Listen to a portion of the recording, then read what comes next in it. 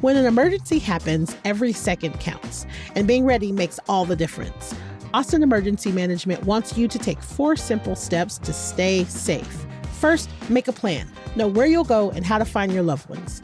Second, build a kit with essentials. Third, know your neighbors. Community matters in a crisis. And fourth, stay informed with trusted alerts and updates. Preparedness doesn't have to be overwhelming. Visit getreadycentraltexas.org to learn more. Austinites know hard work, but you don't have to do it all yourself. TaskRabbit has been helping folks in the live music capital of the world for over a decade with everything from furniture assembly to minor home repairs. Don't let that to-do list ruin your weekend. Use the TaskRabbit app to describe what you need and find a skilled tasker in your neighborhood who can take it off your plate. Plus, pricing is transparent, so there are no surprises at checkout. Download the TaskRabbit app or visit taskrabbit.com today to get those home to-dos crossed off.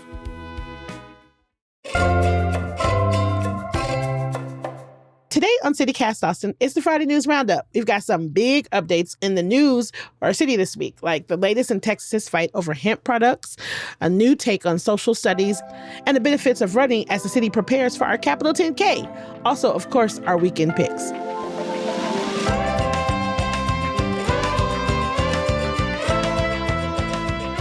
It's Friday, April 10th. I'm Nikki Devon, and this is what Austin's talking about.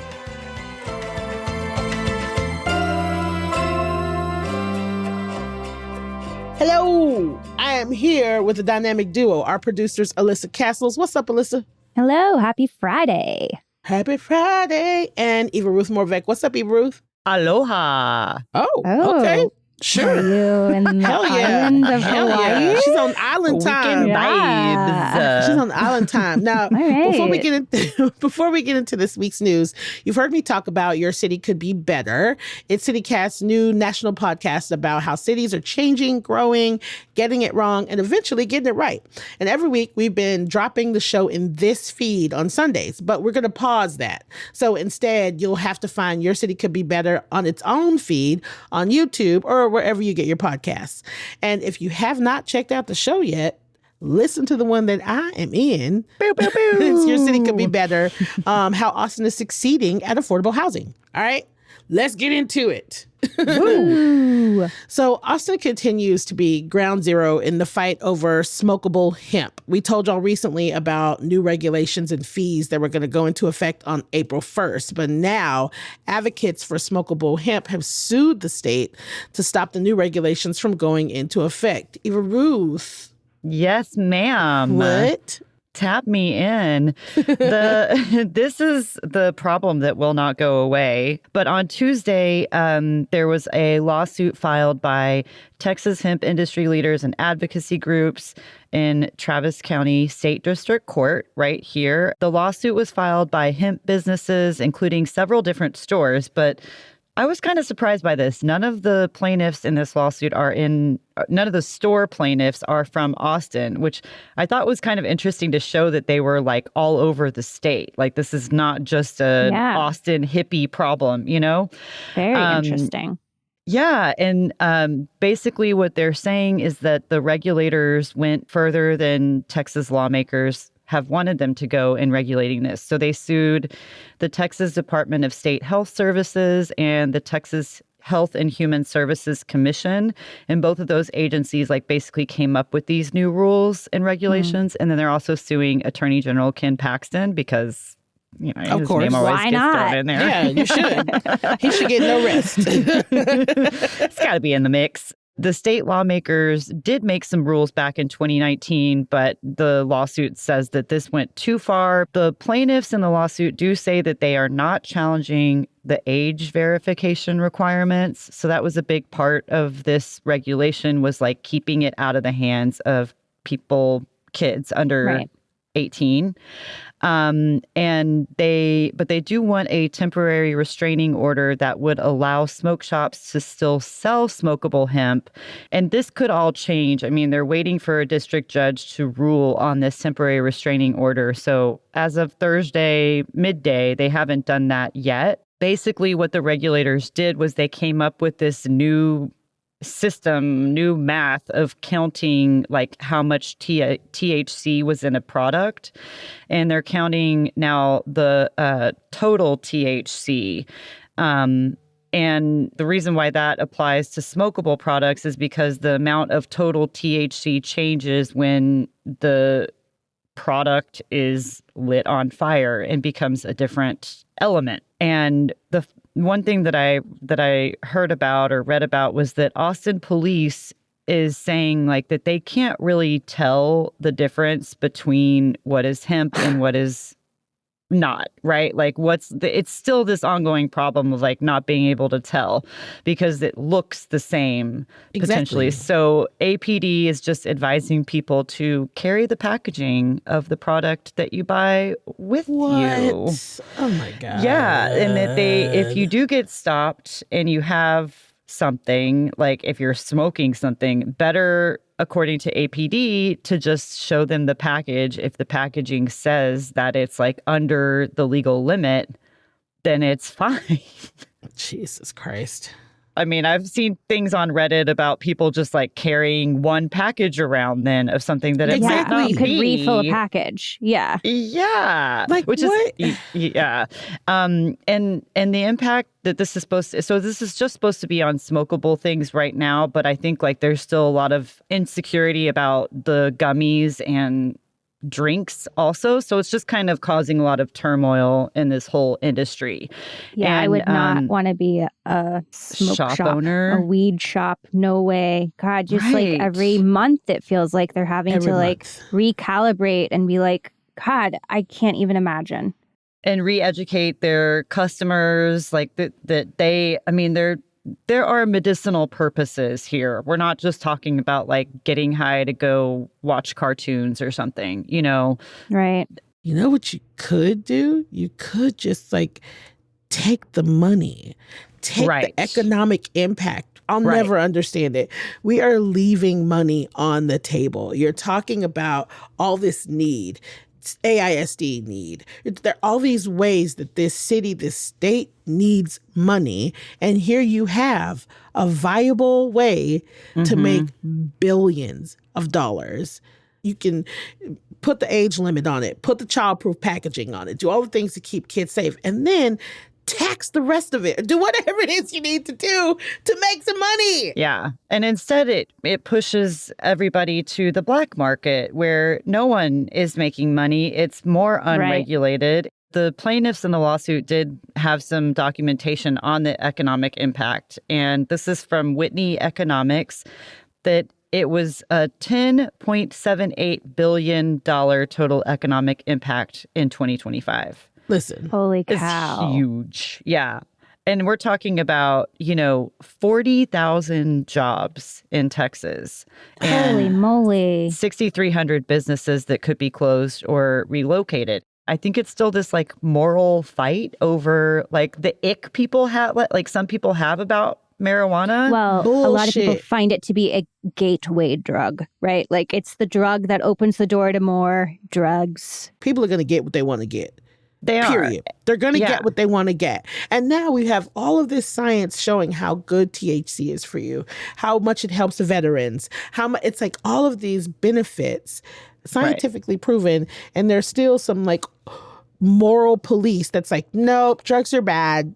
Right. Alcohol, totally fine. Cigarettes, totally okay. And what are the benefits of those? Like, I mean, I think that's a great point also that like, because there was so much outcry and because this is such a product that people want / need / it keeps them healthy, whether they have chronic pain or like cancer patients. I mean, there are a lot of benefits to it. And there was an attempt to regulate this by lawmakers this past session, and it didn't go through because of the massive public outcry to it. So I think this lawsuit is saying like, okay, this didn't follow the regular channel. Like y'all couldn't get it done in the way that you wanted to because the populace response. And so now this is kind of a backdoor way of restricting things that, people don't like.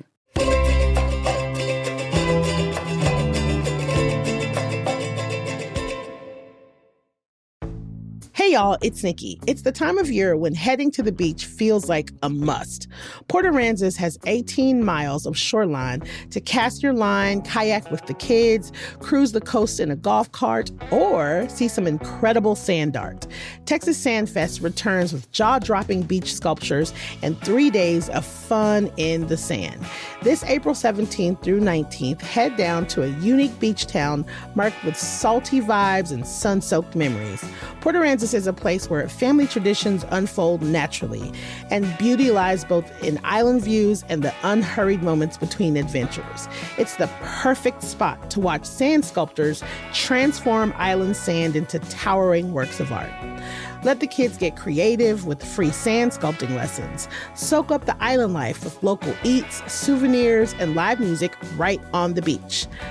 Don't miss the largest beach sand sculpture competition in the U.S. Grab your tickets now at texassandfest.org. Hey y'all, it's Nikki. We all know that the Downtown Austin Alliance is a steward and champion for the heart of our city. And it is time for their annual event that brings the best parts of Austin to the iconic Paramount Theater to celebrate with our community partners, stakeholders, members, and future leaders. Future of Downtown 2026 tickets are on sale now. This high-energy event gives us all a chance to connect, reflect, and look ahead together. And the keynote speaker is Tavel Bristol-Joseph of Emmer & Rye Hospitality, who was not only just nominated for a James Beard Award for pastry chef, but has Michelin star restaurants in his portfolio.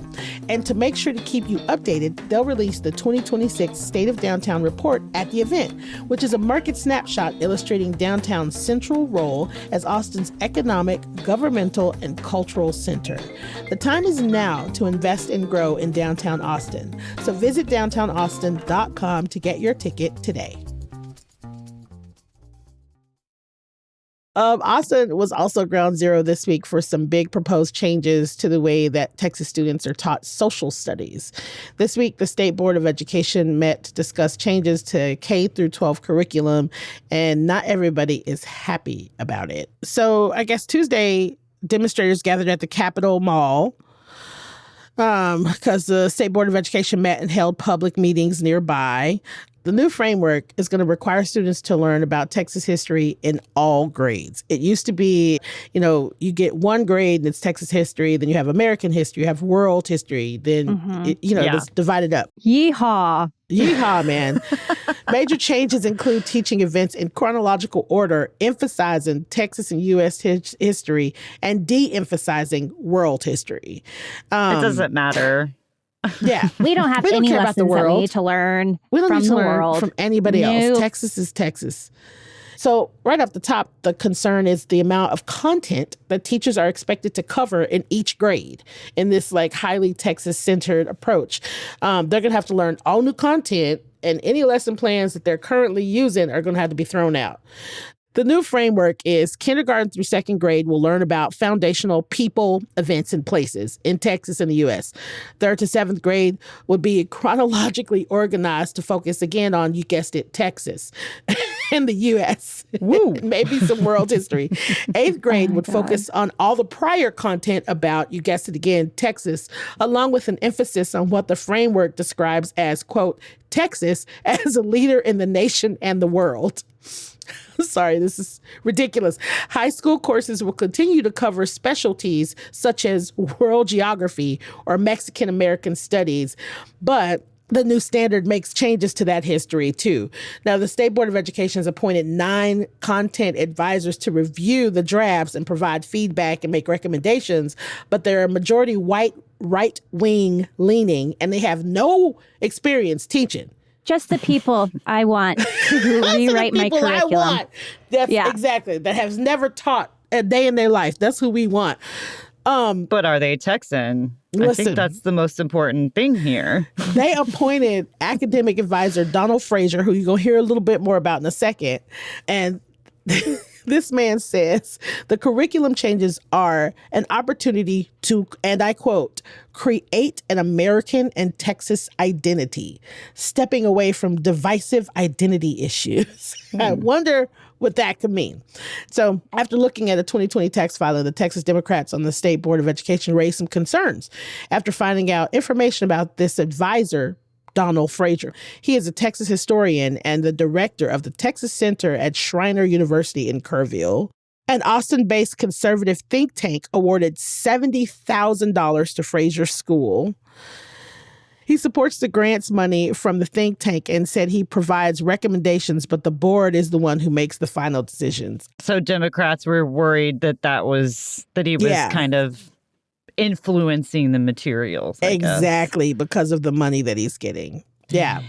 They've asked the board to pause this change and conduct a full investigation into him and this money and the think tank to see like what kind of agreements were made between the two, because they're worried that there's some heavy influence by this think tank, essentially. You guys, for just as a side note, you have to go to KUT and read this article. It's incredible. But here's some concerns. The curriculum only tells one side of Texas and U.S. history. The way topics are presented, including they blur the separation between church and state.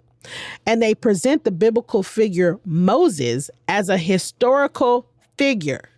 Oh, that's what you mean by chronological. Like we're starting with like the creation story. He is risen. On what we got on day one? Bruh. Other topics have been omitted altogether, including the Japanese-American internment camps during World War II, any opposition of civil rights movement, and any positive contributions of Islam. So there's this woman, Megan Doherty, who's a part of a work group that's been assigned to just like give more eyes on the curriculum. And she said the framework is going to give students a flattened version of history. They're trying to draw a story that's American and Texan exceptionalism. They're minimizing or erasing many incidents in the past that are less than pleasant. So students are going to have a very myopic view of the world and of history and how we became who we are today. Yikes. They'll have a final vote in June, but of course it's going to take time to create brand new history and instruction materials. So classrooms won't see it until 2030. I mean, good luck to these students. I hope you never like step foot outside of Texas and need to know anything more about the world. Like, I mean, history is such an important part of learning because that's how you move forward in life, by studying your past and trying to not make the same mistakes. And if we're not even teaching the mistakes, what the heck are they learning? You know? Exactly. Yeah.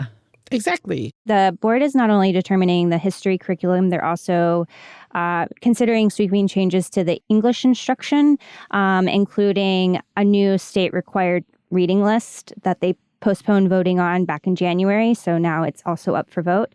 One of the proposed lists includes, classic books like A Very Hungry Caterpillar and A Wrinkle in Time, but also passages from the Bible for middle school and high school students.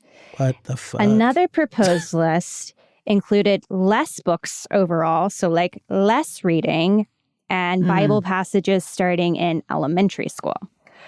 There are already like these optional English curriculum in Texas, which started back in 2025, that include lessons about the Bible.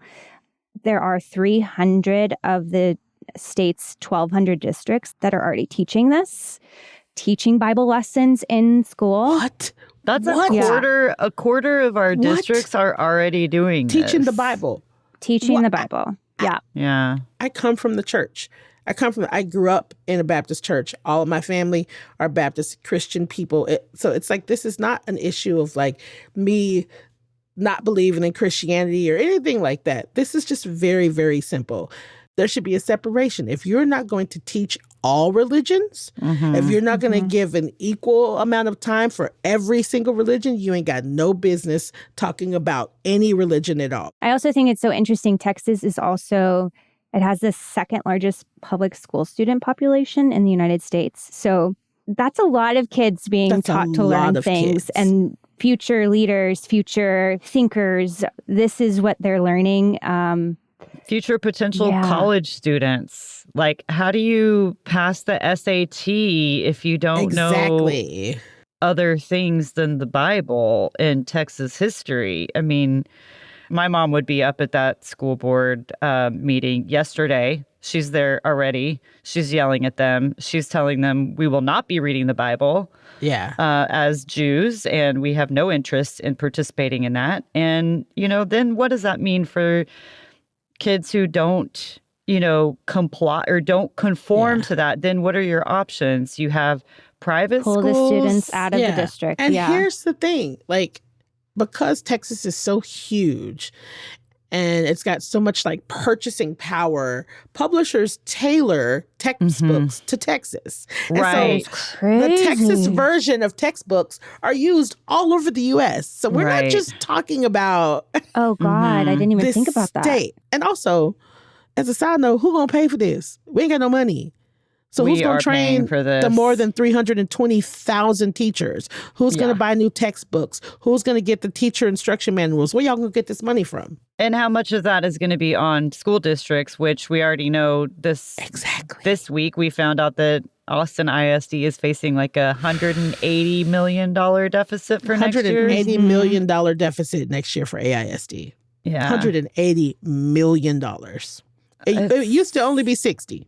Yeah. We need to be teaching some more STEM, I think. Yeah. Some how to balance the budget classes, economics. But the positive spin, everybody, is it sounds like the Bob Bullock State History Museum is about to be in business, really in business. Lots of Texas state history. You know what I mean? I thought you were really going to tell us something. Oh, my God. No. They're just going to get a lot of people coming. Yeah. Oh, man. Very popular. Spring is here, so it's a great time to open your windows. But maybe you've noticed they don't open as easily as they used to.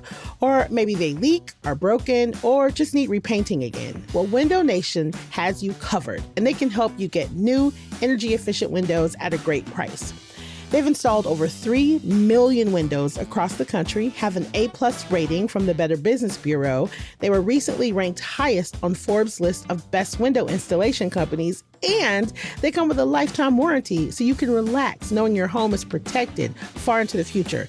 And great news, Window Nation's The More You Buy, The More You Save sale is going on right now. You could save up to 50% off all the windows for your home, and you can get them with 0% interest financing for 5 years. But you have to hurry because the sale ends soon. Don't wait to put an end to your window problems. Schedule a fast, free consultation now at windownation.com. This Sunday is the 49th annual Statesman Capital 10K, a 6-mile race that attracts more than 20,000 people every year to run and walk through the streets of Austin. So we wanted to talk about running or walking and the benefits that Austinites might get from it. And for this conversation, we've got a very special guest, Dr. Ghassan Salman, an internal medicine doctor at Baylor Scott & White and the chief medical officer for the region. Hi, Dr. Salman. Good morning, Nikki. Thank you for having me. Thank you for being here. So off top, as a doctor, your life probably, I imagine, is very stressful. When I think about how much I stress my doctors out, I just assume that all doctors are stressed out. So I'm imagining you have to make time to get your patients out of your head. Is this why you make time for running? What does it do for you? Yes, it is a stressful life, but we call it a beautiful stress because we make a difference in our patients' life and their families. So it's something we enjoy. But yes, it comes at the price of sometimes feeling tired or drained out of energy. And I look at running as a recharge. This is how I think of it. And it does a great job for overall health, but it also does good support for my well-being. I'm assuming also it helps a lot of people who are runners. It helps me stay healthy. It's a renewed physical energy and more of a clarity of how I think. These are when I think of it in more details of how running helps me, it is more on the physical aspect and on the mental aspect. I'm going to second the mental, to the point where if you don't, sometimes it feels like stuff is just stuck in there and it needs to come out in some way or another. And if you don't run, it's going to be a bad way. It does. It does. I don't run, but I do like to walk. And I find that when I walk with other people, I am way less aware of time. I'm way less aware of how far we've gone because we're chatting and it seems really social. And, Austin is full of running groups. And I'm guessing the reason is because if you run with others, I don't know, maybe it like inspires you to go further or push yourself. So I'm curious, does it matter if you run with other people or by yourself? From the physical, mental, and emotional aspect, as long as you run, you're going to get these benefits. The running with others is more of a personal choice. For example, I love to run with my wife, but I also run around Lady Bird Lake. And when I'm running there, although I don't know these runners, it just feels good that you're running among other runners. So there is an element of being part of a group when running. The other thing that is, if you're working with other group, there's an accountability level to it. It just holds you accountable for your commitment to go out and run. Yeah, that's why I got out of bed this morning to go run, was because people were going to be waiting for me. Yep. Exactly. Yeah, otherwise it's very easy to snuggle in and just say, maybe later.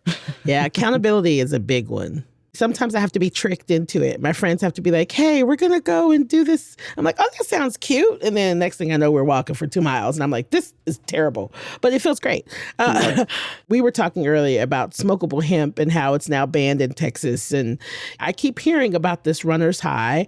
And I want to know, is it real? Do people really feel some sort of intoxication after running? The runner's high, it's a beautiful thing. It is still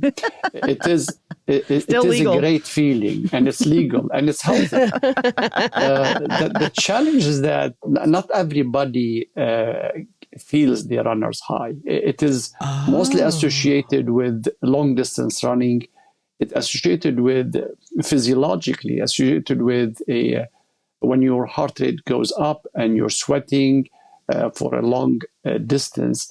That's where the physiology, how it works, it causes you the mental calmness, because really after you calm down on all these endorphins and the endocrine system, how it works with the brain, when you calm down and your heart rate goes down, it gives you that sense of calmness, sense of positive mood. I can tell you, I've never been upset or angry after a long run. Even with your wife. That's impressive.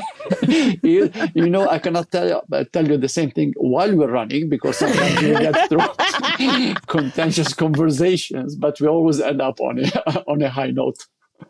I love that. So it's you're literally chasing that high. The longer you run, the better you're going to feel. What's your favorite place to run in Austin, and why is it your favorite?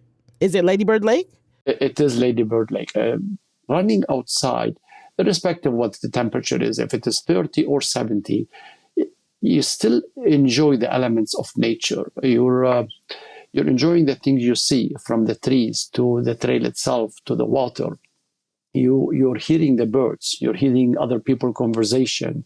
You're hearing how your foot on the gravel feels and makes sounds. So you're connected with the nature around you. Listening to other people's conversations on the trail is probably my favorite pastime. Just saying. Exactly. This is how I get ideas for CityCast episodes. Wow. Know what's happening. Yeah. And sometimes I'll even put in earphones and then I'm not listening to anything. I'm not trying to trick anyone, but I just haven't made a commitment to what I want to listen to. I am 100% trying to trick everyone. Do not talk to me when my earbuds are on. Leave me alone. Do you have any advice for people who both maybe want to start running, or people that are already running, but they just want to enjoy it more? What would you say to those people? Yeah, I think there's a misperception about running. People look at running as just one thing. When you look at how you can do running, you can do it in multiple different ways that meet individual needs. You can run by yourself. You can run with your friends, with significant other, or you can run with a group. You can run fast-paced, trying to score the goal that you want. If you're an achiever and you just want to look at your watch and see how fast or what number you did, so that also attains for that. But if you're not in a hurry to score numbers, take your watch off and go out and walk or run fast. There's an important element of connecting with your nature around you and living the moment. Not to think of what happened yesterday or what you're going to do tonight or tomorrow. Just live the moment. Try to engage with the scenes around you. Try to hear the voices and the birds around you. Try to feel the pain in your knees and in your feet. Try to feel the air on your skin. And slow things down. Although you're running, you can just slow things down. Some people refer for running as a physical meditation. So there's different ways that attain to different people's need. And by the end of the day, irrespective of how you do it, the benefit on your health and how you're thinking and your emotion is universal. You're bringing something up for me that I want to ask you. So, is walking as good for you as running? Walking is very good. I advise my patient to go walk at least 3 times per week. The benefit from walking is better than sitting, and it gives you that calmness, the clarity, the feeling the nature around you. When you think of the physical aspect, running is better than walking because it raises your heartbeat, it makes you sweat, it lowers your cholesterol, lowers your sugar much more than walking. So it's not black and white, good or not. Walking is good, running is better. I like it. So Wallet Hub recently listed Austin as the 9th healthiest city in America, and the only Texas city to make the top 30. Does Austin feel like a healthy city to you? To me, it does. I've been living in Austin for 23 years now, so I've seen Austin growing. And I see that there's a lot of activities that encourage us to be active, from the trails to designing the streets to caring about the safety of the people who walk on the streets of Austin or in the suburbs. I do consider Austin that is a healthy city, and I love Austin. I'm biased. Well, I mean, you also see a lot of behind the curtains, if you will. So if you think that we're healthy, then I guess we're doing pretty well. This is great. You almost had me convinced to run. When you were describing it, like feeling your feet crunch on the gravel and listening to the wind, feeling the wind on your skin, I was like, that sounds lovely. Right? If someone is completely out of shape, or they're heavy and they're worried about running on their knees and they're worried about the pressure of running on their knees, do you have any kind of suggestions for people like that? Yeah, take it slow. Take it gradual. And, there's no bad food. There's a bad diet. And maybe that's a discussion for another time. Running helps you burn the energy that you eat. But to help a person lose weight, we need to control how much energy we consume. And if you balance these two together, manage how much consumption of energy we're taking in and how much energy we're spending out, and do it slowly, gradually increase. I think everybody can at least start with walking and gradually increase it to fast walking. And if they can start running. Nice. So just start it. Just do it. Just do it. Just do it. Just do it. New motto. Just do it. We're stealing it from Nike. Exactly. Just do it. Dr. Salman, thank you for being here. This has been so great. Good luck this weekend. Yeah, good luck this weekend. Yeah. Yes, I appreciate it. Take care. Well, all right. So shout out to Dr. Salman for being on and chatting with us. Now, I'm curious, what y'all doing this weekend? Are y'all going to the Capitol 10K? Are you doing other things? Alyssa, what you getting into?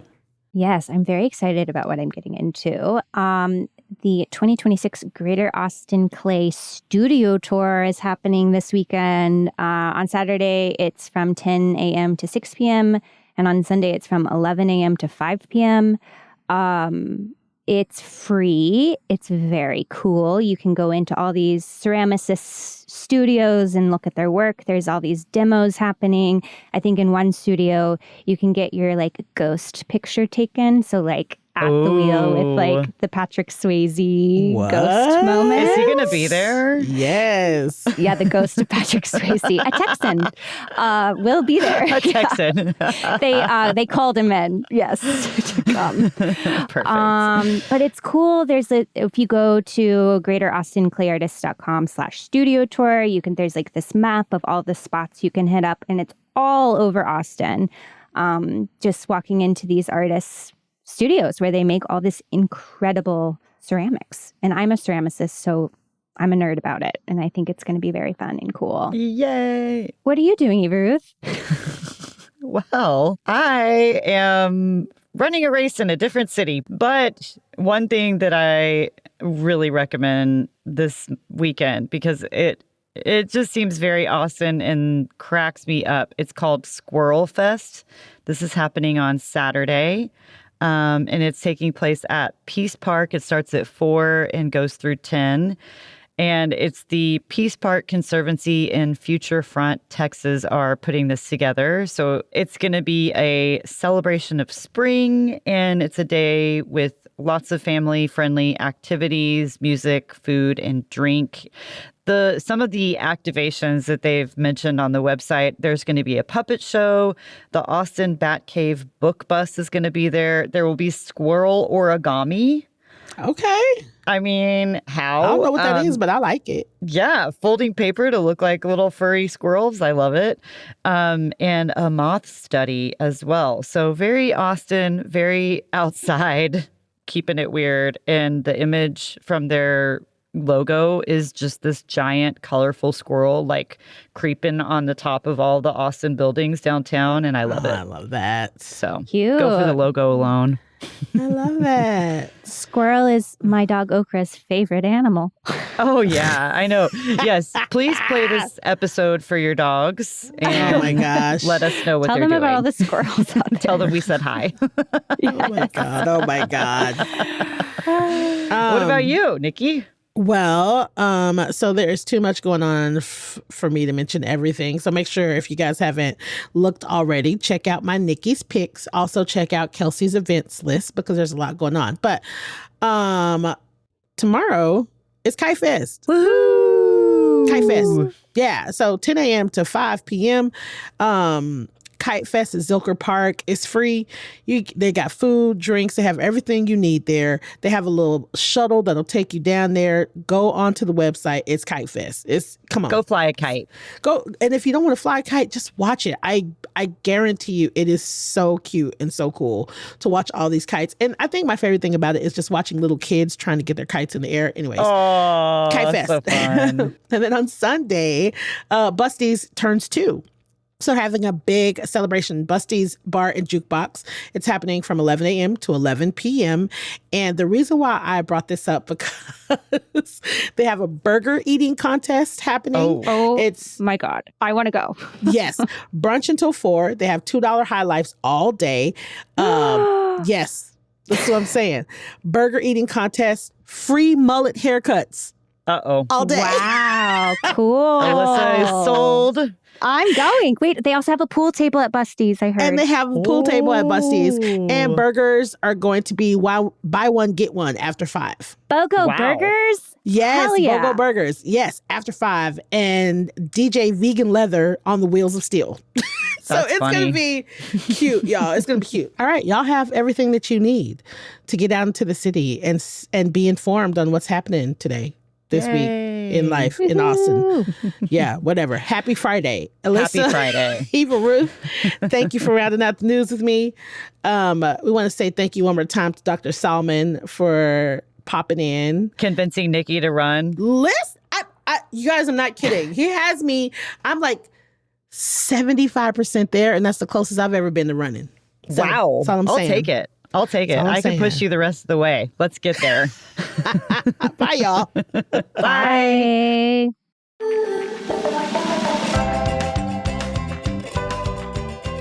That's all for today here on CityCast Austin. Our executive producer is Eva Ruth Morvek. Our producers this week are Elizabeth Kama and Alyssa Castles. And I am your host, Nikki Devon. Our CityCast Austin newsletter editor is Kelsey Bradshaw. And music is by Nelson Valente Aguilar of Como Las Movies, with additional music by Alva Kimonos and Sven Lindvall and Kit and the Call Tones, courtesy of epidemicsounds.com, and Drew Shepard, Peter Plaxa, and James from Triple Scoop Music via Getty Images. If you enjoyed the show, tell your friend that you want to go to Kite Fest with. Rate our show, leave us a review, and of course, subscribe to our CityCast Austin newsletter. And you know what? If you really love us and you love our F&Rs and you like to be brought up to speed and you like to hear our shenanigans, support us. Become our neighbor. Go to membership.citycast.fm. We'll be back Monday morning with more news from around the city. Bye, y'all.